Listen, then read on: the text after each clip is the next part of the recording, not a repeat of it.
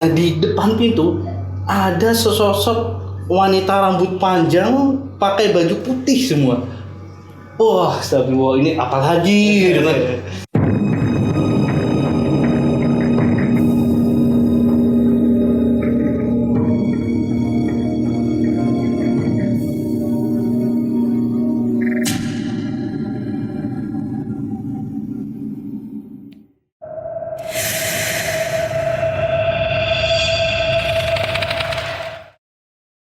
Halo pemirsa, kembali lagi di Chemistry episode 11 bersama saya Amal Ramadan.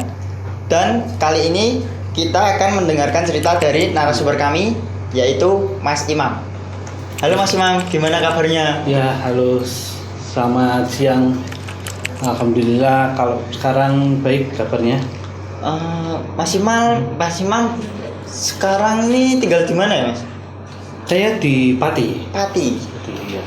Patinya daerah mana? Kalau Pati saya itu Margoyoso, jadi dekat sama daerah Trangkil lah, daerah pantai. Pantai. Iya. Oke. Gimana nih cerita horor Mas Imam kali ini yang akan disampaikan ke pemirsa? Oke, nah jadi saya mau sharing tentang pengalaman horor yang cukup membuat takut sih waktu itu sih. Jadi kejadiannya itu waktu saya STM, masih STM. Masih STM. Jadi ya inilah semuanya. Iya. Waktu STM itu aku itu kan punya kakek. Punya kan? Kakek saya itu aku tuh dalang wayang itu kan. Wayang. Nah kan kalau dalang wayang Jawa itu kan dia masih kejawen gitu ya. Iya, aura-aura mistisnya masih kuat. Nah, kalau itu. Nah, kakek saya itu punya buku tulis tangan. Nah, buku tulis tangan itu isinya mantra-mantra. Mantra-mantra kalau dibaca sih kayak bahasa Jawa kuno gitu. Menurut Soroko nih? Bukan sih. Jadi Bukan. tulisannya tulisan Latin, cuman bahasanya bahasa Jawa kuno gitu. Iya. Nah, karena waktu masih STM kan masih suka kepo gitu ya. Waktu STM lah biasalah. Masih tinggi. Aku buka-buka gitu kan. Buka-buka. Terus aku baca, ada mantra untuk melihat alam gaib. Nah, di situ kan tertarik ya, maksudnya penasaran nih apa beneran bisa apa enggak ya gitu ya. Nah, terus aku ini baca mantranya pendek sih, dua kalimat gitu. Setelah aku baca terus kalau nggak salah itu ditiupkan di Tangan. di tangan terus di telapak tangan terus disapin ke mata. Nah, habis itu kan kok nggak ada ininya, nggak ada efeknya gitu kan. Ya udahlah, aku udah kayak lupain aja gitu. Ini berarti nggak beneran nih gitu kan. Nah, selang seminggu karena aku STM-nya itu di Purwokerto. Nah, kan di Purwokerto waktu itu aku pas pulang kampung, pas di Purwokerto itu kejadiannya malam Jumat gitu. Malam Jumat pas malam ya, malam Jumat ya malam ya. Benar ya.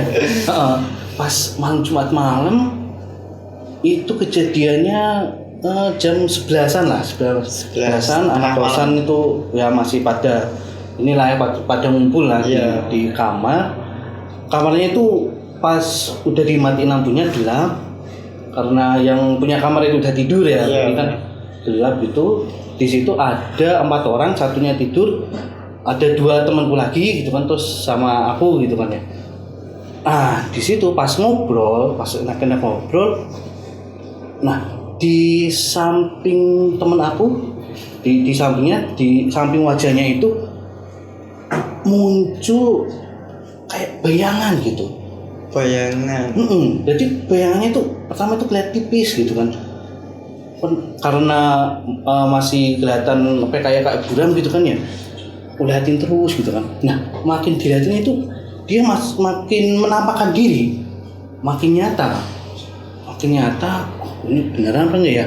Nah makin lama makin jelas. Nah setelah jelas terlihat itu ternyata sosok pocong. Pocongnya itu waduh.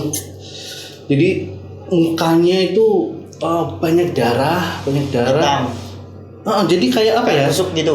Ya, Pak, busuk. Jadi itu pocong yang apa ya? Yang putih tapi udah kena tanah gitu kan. Jadi ini ya apa? Coklat-coklat gitu ya. Iya.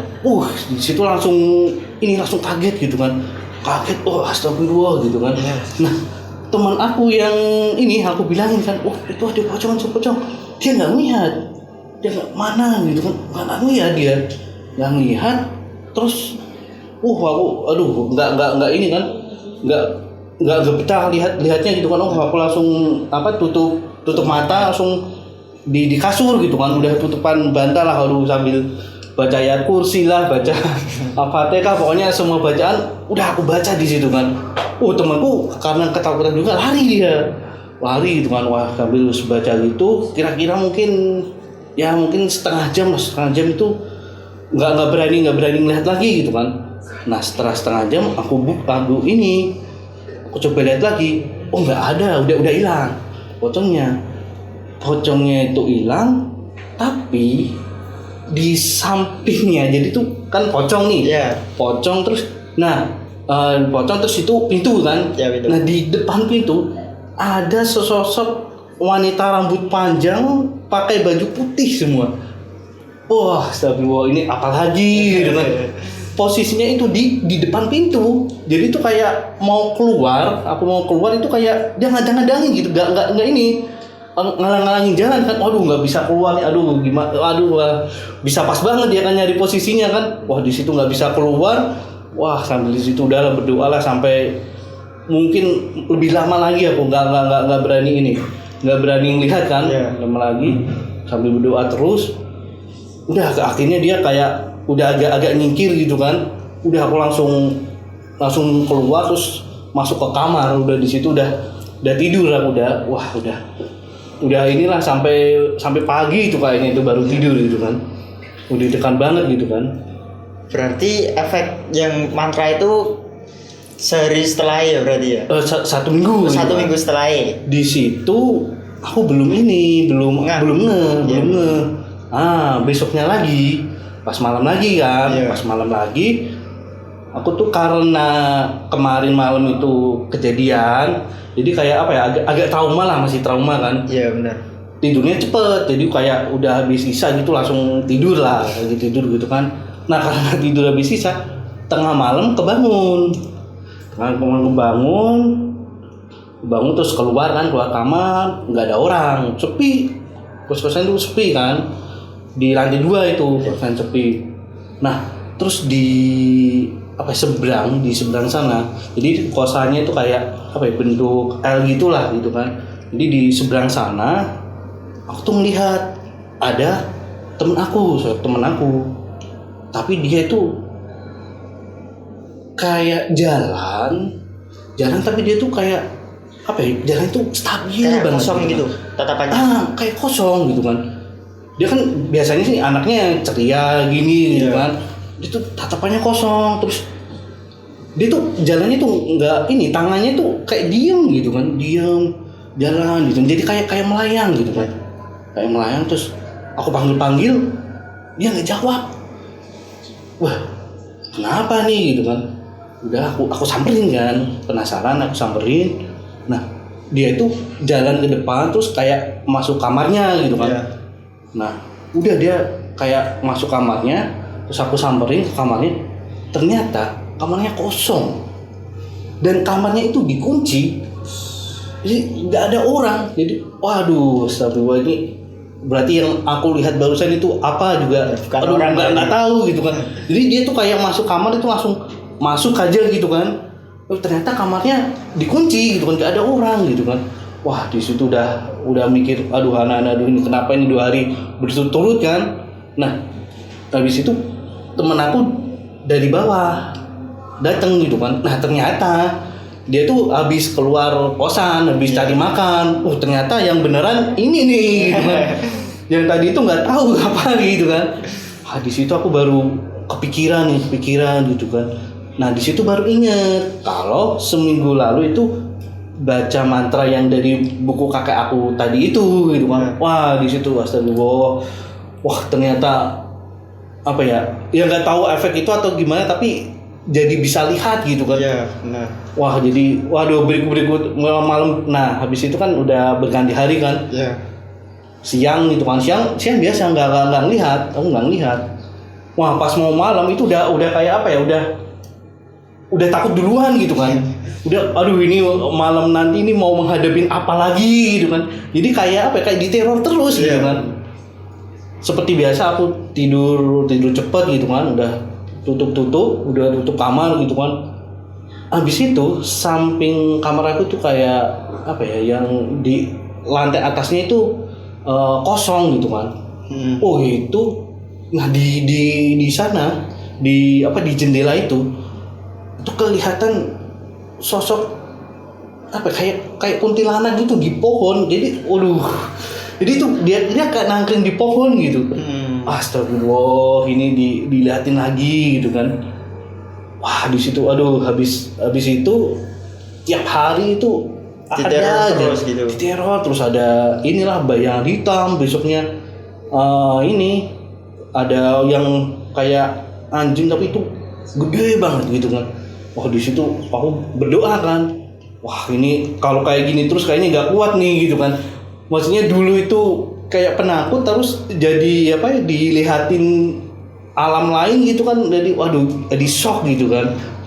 Nah habis itu alhamdulillah bisa hilang. Nah bisa hilangnya itu jadi aku kan dulu ikutan pecinta alam ya. Iya pecinta alam. Naik gunung di Gunung Sindoro gitu kan. Pas Gunung Sindoro itu malam-malam kan naiknya malam-malam. Wah di situ udahlah namanya gunung ya, gunung kan banyak ini ya banyak makhluk halusnya banyak. Aduh beneran tuh banyak banget gitu kan. Kayak di pohon-pohon itu ada yang bergantungan, terus ada yang lihat pocong, ada yang apa genderuwo yang gede gitu kan. Genderuwo banyak di sana.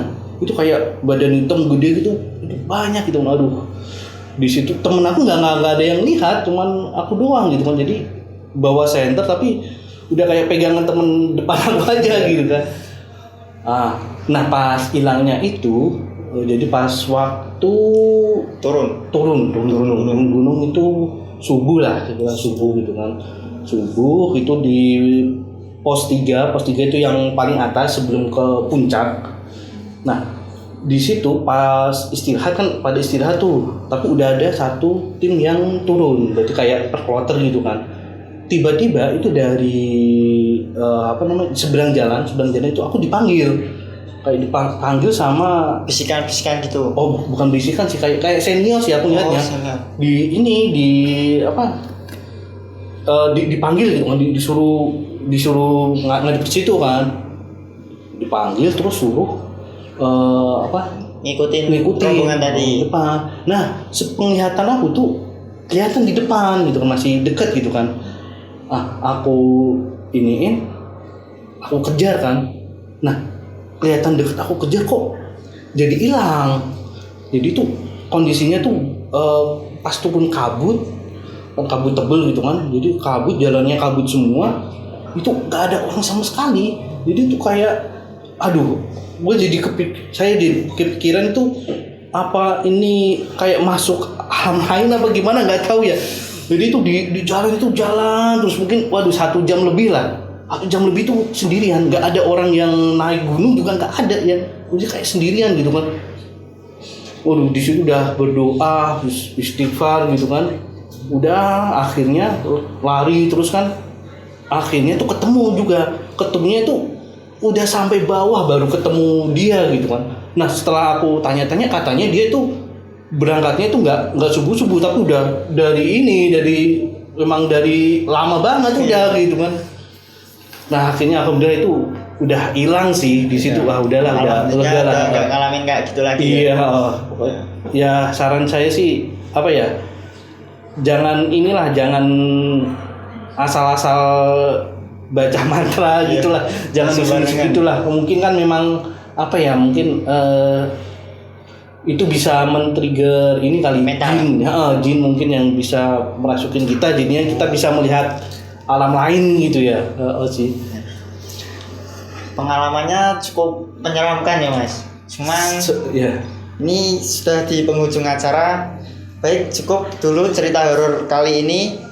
Saksikan cerita horor selanjutnya. Saya Amal, sampai jumpa kembali. Ya, terima kasih.